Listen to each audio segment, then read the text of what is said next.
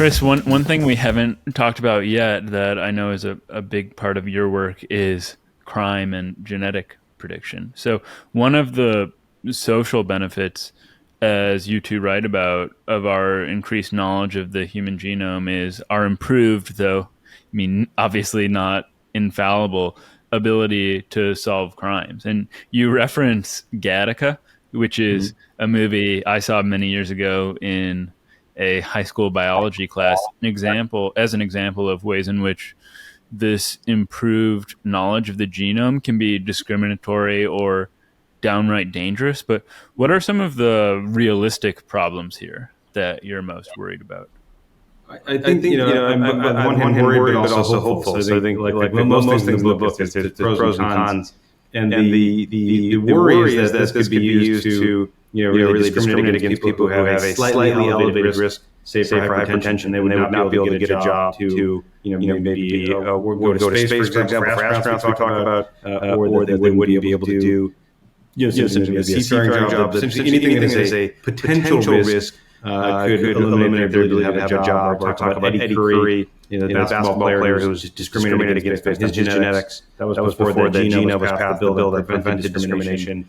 But so there are worries where people who might be at just a slightly higher risk, and then it takes away the opportunity for them.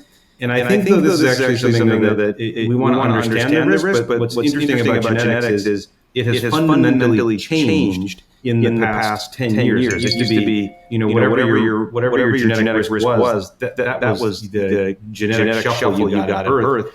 But now you can actually, as we describe in the book, you can do CRISPR therapies to change your risk for, say, cholesterol levels or sickle cell disease. You can do epigenetic therapies, meaning you change how genes are turned on and turned off. That's also been deployed for sickle cell disease. So we can now move beyond what was just the shuffle you got as an embryo and really fundamentally change your risk. So I think it was fallacious before and potentially problematic, but now it's especially problematic because discriminating upon people's genetics is something that is not set in stone like it used to be 10 or 20 years ago or the rest of human history.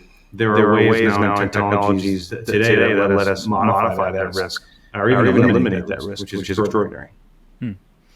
And something that I don't recall being mentioned in the book, but it's something sort of Minority Report-like.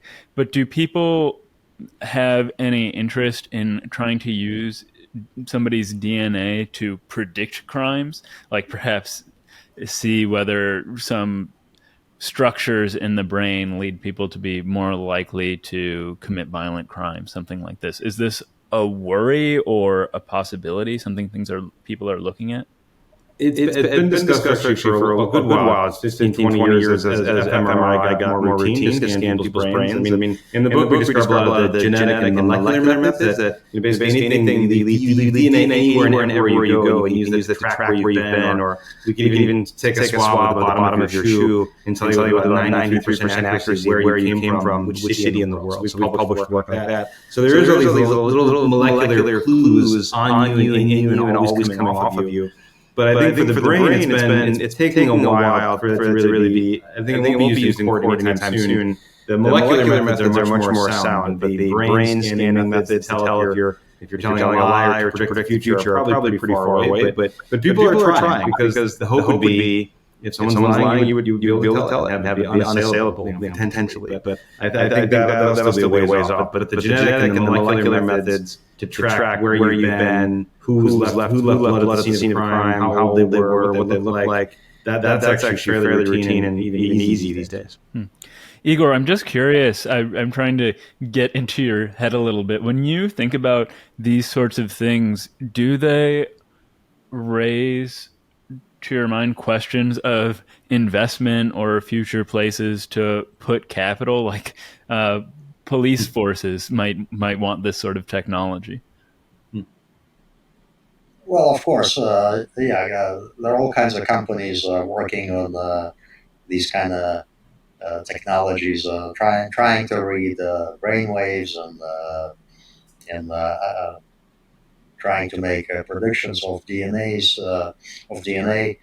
data. So of course they make interesting investments because you never know, one of them may get it right and take off and do something useful.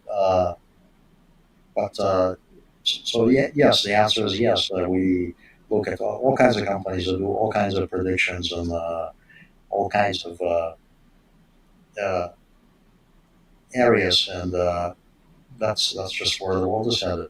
Mm-hmm. And there's also an investment in WorldQuant Ventures that's actually venture capital into new companies, but it's also for a company and the venture group. They become interesting for both, I think. Yeah.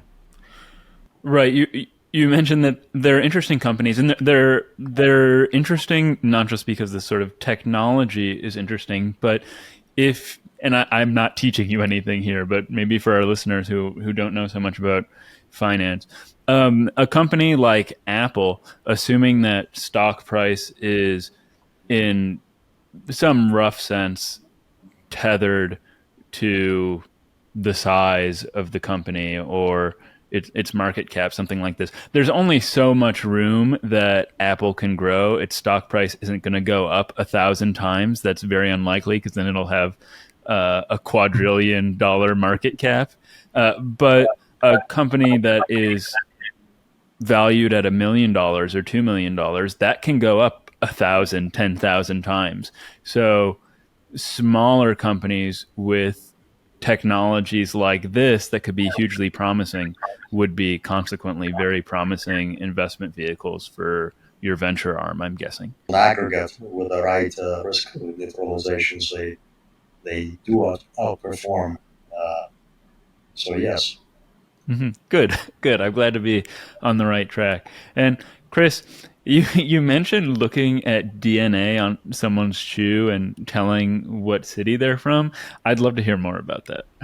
Oh, sure. So we have a project in the lab that's been swabbing subways since 2015. Started just in New York City, but it's expanded to a global consortium in over 100 cities that on an annual and sometimes more frequent basis go out and swab public transit, city centers, hospitals in some cases, to build a genetic profile of the cities. It started first as a project out of pure curiosity because my daughter licked the subway pole and I just really wanted to know over there. But it's since expanded into a much more useful project in the sense that we can track antibiotic resistance as it emerges. We can discover new species. We can actually track things like COVID and where the virus is moving.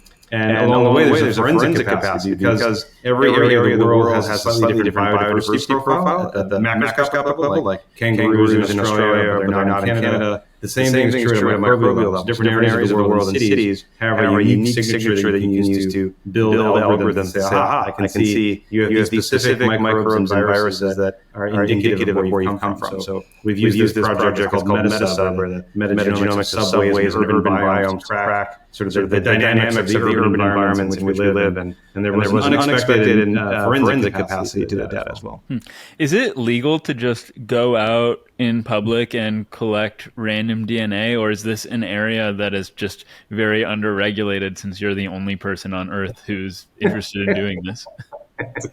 So I have talked to several lawyers. Actually, I have one in particular who I worked on the ANT versus Myriad case that went to the Supreme Court, where we won that case 9-0. But he's offered to represent me pro bono if I ever get arrested. And he has looked and said it's definitely legal. Because if you think about it, if you take your hand and you grab a pulley, you sit on a public seat, that's going to stick to you anyway. So what if you just walk around with like scotch tape on your hands or in your pants? You would get the DNA that way. So there's other ways you could get it if someone didn't want you swabbing. But it's interesting. It used to look really strange to go out and swab subway systems in the middle of the day. But after the pandemic, everyone's like, oh, that's totally normal. That's completely fine. And we don't even get a second look anymore. It's changed. Winning a case... sorry. Go ahead, Igor. Sorry. I should mention that Chris one time found pigeon DNA on my phone. That's right. Actually, we did do an event. It was one of the milking conferences. This was thanks to the support from WorldQuant. We said, okay, let's do something fun at this meeting, like a milking conference. People have speakers and sessions. And we said, okay, let's people come through when they check in for the conference. We swab all their phones, extract all the DNA sequence, and about 36 hours later, give a report back to everyone. Say, here's what's on your phone. And we looked at see what people had been eating. We could see if they had cats or dogs. We could see if they'd been near pigeons. So we that was I think in 2018 we did that event. It was a really fun event. Yes. All right, Igor, having Chris as a friend could be very dangerous if he's constantly swabbing you for DNA. Very entertaining. He swab the wings of my airplane, too. Yes. But winning a case 9-0 in the Supreme Court today is pretty remarkable given its division. So I'm very impressed. One last question about this, and then we'll wrap up. But given our incomplete information about the human genome today, what can you find out about just a given person, like about their own makeup, just from looking at something that you swab up off a subway pole? Good question. So we and some of the forensic chapters that take just a swab. You can look at the ancestry. So is the person black, white, Asian, Hispanic? We look at census data. But you can also say, are they Jewish? There's a part we did Igor's genome and gave him a report on his DNA, and he started out as Jewish, and as the database has improved a couple years later, he got even more Jewish, which was kind of fun to see. So he's extra Jewy than more than ever before. 103%. Could be he's pulling Judaism from the air at this point. So because the databases are important, the databases of course get better and they change a little bit over time. But so you can look at ancestry, you can look at effectively what is your risk for disease or potential, ability to process drugs called pharmacogenomics. So are you a fast metabolizer of caffeine or slow? We could see that in Igor. Are you a risk taker or not? On average, so we could find that Igor was more of a risk taker, for example. We can look at your age, how old you are, and your epigenetics. We can look at telomere length as well as DNA methylation for age. We can tell where you've been in the world based on your microbes. We can also essentially tell probably if you've been pregnant, or we can tell if you've recently pregnant. We can tell if you've recently had an infection. Look at immune changes that have recently been affected or currently infected with different diseases. So there's many other things you could do, but that's the top of my head of things you could quickly do in a matter of hours, basically.